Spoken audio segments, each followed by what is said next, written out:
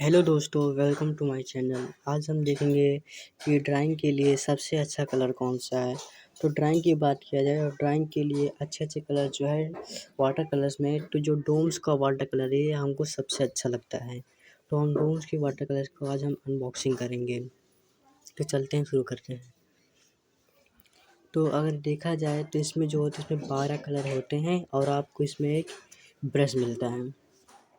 इसमें जो ब्रश है इसे आप बैकग्राउंड कर सकते हैं, नहीं तो आप अपने नियर शॉप से, ड्राइंग या शॉप से या स्टडी शॉप से, वहाँ से आप 0 नंबर का ब्रश और 1 नंबर का ब्रश ले सकते हैं। लेकिन ये जो ब्रश है इसे आप सिर्फ बैकग्राउंड कर सकते हैं, नहीं तो बहुत दिक्कत हो जाएगा। और इसमें जो कलर है ट्यूब कलर है, इसको वाटर कलर भी कह सकते हैं और ये सभी अच्छा परफॉर्मेंस करते हैं। अगर आपको ये कलर्स चाहिए तो आप या तो अमेज़न से या फ्लिपकार्ट से ले सकते हैं। Thank you.